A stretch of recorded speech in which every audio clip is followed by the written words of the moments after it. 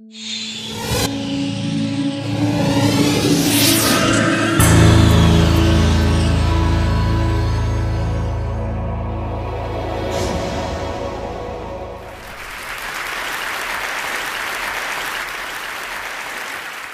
that's kind of an obvious statement up there. I started with that sentence about 12 years ago, and I started in the context of developing countries. But you're sitting here from every corner of the world, so if you think of a map of your country, I think you'll realize that for every country on earth, you could draw little circles to say these are places where good teachers won't go. On top of that, those are the places from where trouble comes. So we have an ironic problem. Good teachers don't want to go to just those places where they're needed the most. I started in 1999 to try and address this problem with an experiment, which was a very simple experiment in New Delhi. I basically embedded a computer into a wall of a slum in New Delhi. The children barely went to school, they didn't know any English, they'd never seen a computer before, and they didn't know what the internet was. I connected high-speed internet to it, it's about 3 feet off the ground, turned it on and left it there. After this, we noticed a couple of interesting things which you'll see, but I repeated this all over India and then through a large part of the world, and noticed that children will learn to do what they want to learn to do. This is the first experiment that we did. 8-year-old boy on your right, teaching his student, a 6-year-old girl, and he was teaching her how to browse. This boy here in the middle of central India, this is in a Rajasthan village where the children recorded their own music and then played it back to each other. And in the process, they enjoyed themselves thoroughly. They did all of this in 4 hours after seeing the computer for the first time. In another South Indian village, these boys here had assembled a video camera and were trying to take the photograph of a bumblebee. They had downloaded it from Disney.com or one of these websites, 14 days after putting the computer in their village. So at the end of it, we concluded that groups of children can learn to use computers and the internet on their own, irrespective of who or where they were. At that point, I became a little more ambitious and decided to see what else could children do with a computer. We started off with an experiment in Hyderabad, India, where I gave a group of children, they spoke English with a very strong Telugu accent. I gave them a computer with a speech-to-text interface, which you now get free with Windows, and asked them to speak into it. So when they spoke into it, the computer typed out gibberish. So they said, oh, it doesn't understand anything of what we are saying. So I said, yeah, I'll leave it here for 2 months. Make yourself understood to the computer. So the children said, how do we do that? And I said, well, I don't know, actually. And I left.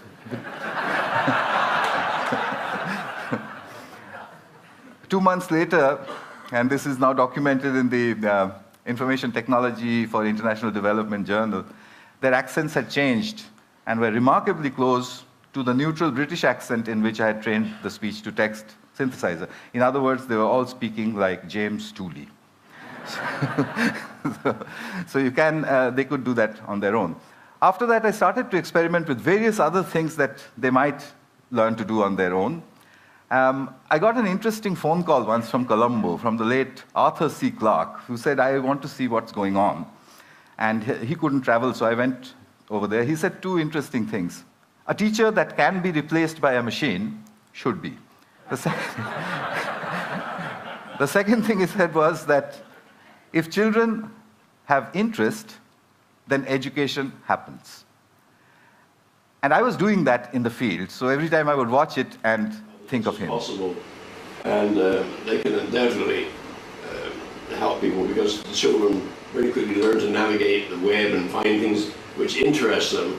And when you've got interest, then you have education. I took the experiment to South Africa. This is a 15-year-old boy. This machine, I play games, like animals, and I listen to music. And I asked him, do you send emails? And he said yes, and they hop across the ocean.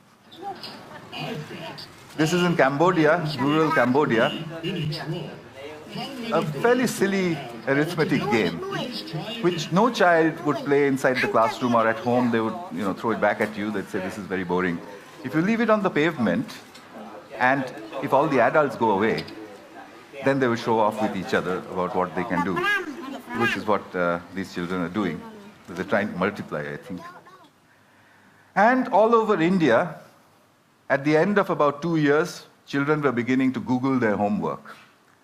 As a result, the teachers reported tremendous improvements in their English. Rapid improvement in all sorts of things. They said they've become really deep thinkers and so on and so forth. And indeed, they had. I mean, if there's stuff on Google, why would you need to stuff it into your head? So at the end of the next 4 years, I decided that groups of children can navigate the internet to achieve educational objectives on their own. At that time, a large amount of money had come into Newcastle University to improve schooling in India. So Newcastle gave me a call. I said, I'll do it from Delhi. They said, there's no way you're going to handle £1 million worth of university money sitting in Delhi. So in 2006, I bought myself a heavy overcoat and moved to Newcastle. I wanted to test the limits of this system. The first experiment I did out of Newcastle was actually done in India, and I set myself an impossible target. Can Tamil-speaking 12-year-old children in a South Indian village teach themselves biotechnology in English on their own? And I thought, I'll test them, they'll get a 0, I'll give them material, I'll come back and test them, they'll get another 0, I'll go back and say, yes, we need teachers for certain things. I called in 26 children, they all came in there, I told them, look, there's some really difficult stuff on this computer. I wouldn't be surprised if you didn't understand anything. It's all in English, and I'm going. So I left them with it. I came back after 2 months, and the 26 children marched in looking very, very quiet. I said, well, did you look at any of the stuff? They said, yes, we did. Did you understand anything? No, nothing. So I said, well, how long did you practice on it before you decided that you understood nothing? They said, we look at it every day. So I said, for 2 months you were looking at stuff you didn't understand. So a 12-year-old girl raises her hand and says, literally, apart from the fact that improper replication of the DNA molecule causes genetic disease, we've understood nothing else.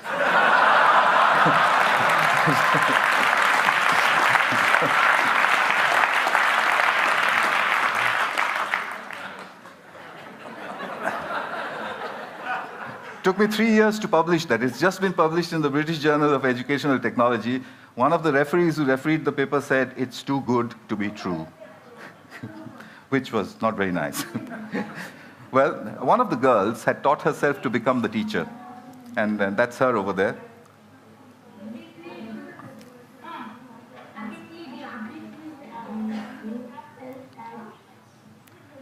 Remember, they don't study English.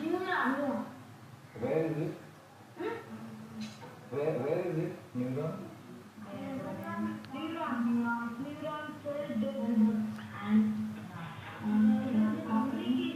I've edited out the last bit where she said, when I asked where is the neuron, and she says, the neuron, and then she looked and did this.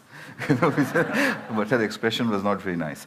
So their scores had gone up from 0 to 30%, which is an educational impossibility under the circumstances. But 30% is not a pass. So I found that they had a friend, a local accountant, a young girl, and they played football with her. I asked that girl, would you teach them enough biotechnology to pass? And she said, how would I do that? I don't know the subject. I said, no, use the method of the grandmother. She said, what's that? I said, well, what you've got to do is stand behind them and admire them all the time. Just say to them, that's cool, that's fantastic, what is that? Can you do that again? Can you show me some more? She did that for 2 months. The scores went up to 50, which is what the posh schools of New Delhi with a trained biotechnology teacher were getting.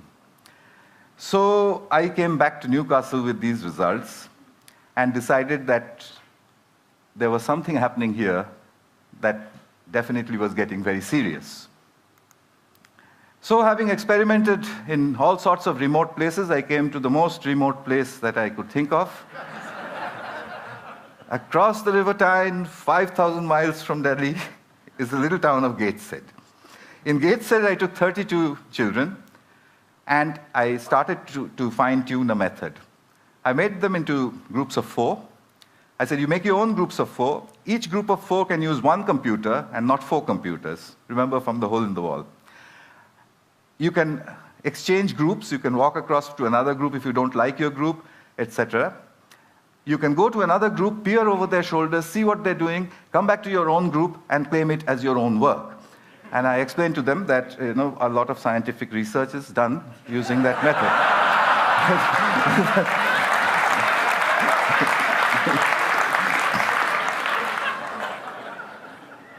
The children enthusiastically got after me to say, now what do you want us to do? I gave them 6 GCSE questions. The first group, the best one, solved everything in 20 minutes. The worst, in 45. They used everything that they knew. News groups, Google, Wikipedia, Ask Jeeves, etc. The teachers said, is this deep learning? I said, well, let's try it. I'll come back after 2 months. We'll give them a paper test, no computers, no talking to each other, etc. The average score when I had done it with the computers and the groups was 76%. When I did the experiment, when I did the test after 2 months, the score was 76%.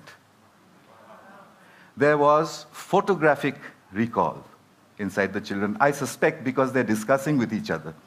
A single child in front of a single computer will not do that. I have further results which are almost unbelievable of scores which go up with time. Because their teachers say that after the session is over, the children continue to Google further. Here in Britain, I put out a call for British grandmothers after my Kuppam experiment. Well, they're very vigorous people, British grandmothers. 200 of them volunteered immediately. The deal was that they would give me 1 hour of broadband time sitting at their homes 1 day in a week. So they did that, and over the last 2 years, over 600 hours of instruction has happened over Skype using what my students call the granny cloud. My granny cloud sits over there. I can beam them to whichever school I want to.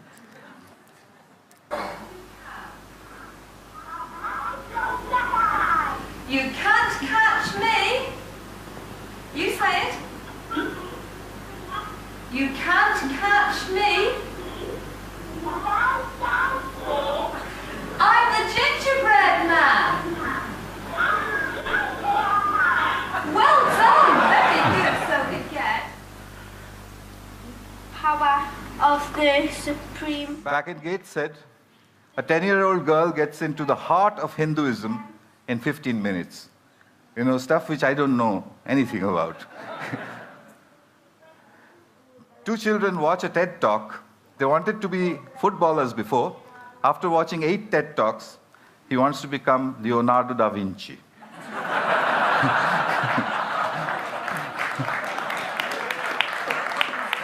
It's pretty simple stuff. This is what I'm building now. They're called souls, self-organized learning environments.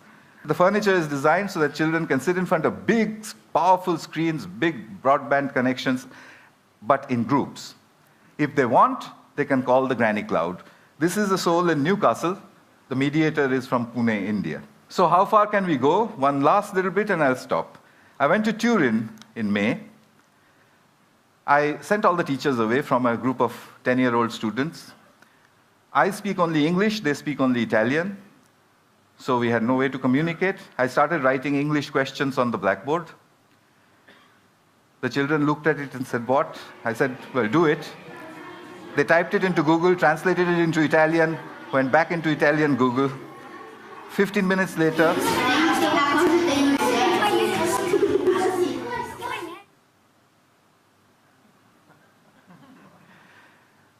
next question, where is Calcutta? This one, they took only 10 minutes.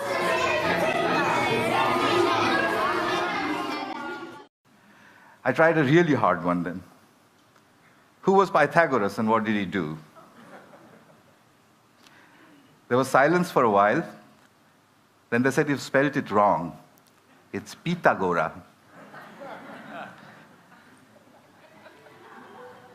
And then, in 20 minutes, the right-angle triangles began to appear on the screens. It just sent shivers up my spine. These are 10-year-olds.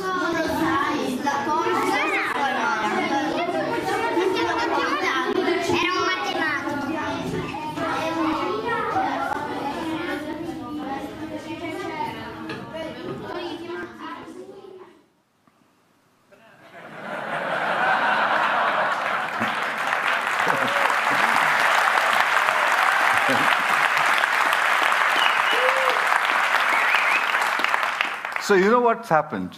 I think we've just stumbled across a self-organizing system. A self-organizing system is one where a structure appears without explicit intervention from the outside.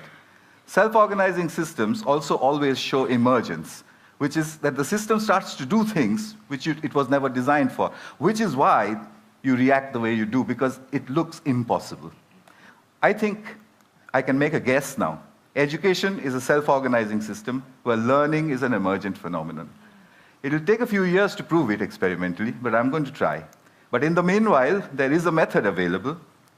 1 billion children, we need 100 million mediators, there are many more than that on the planet, 10 million souls, $180 billion, and 10 years.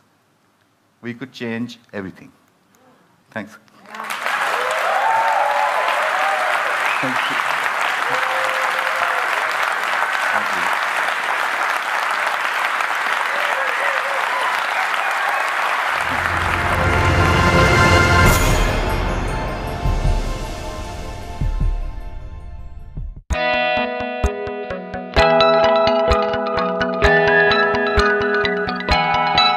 We are Intel, sponsors of tomorrow.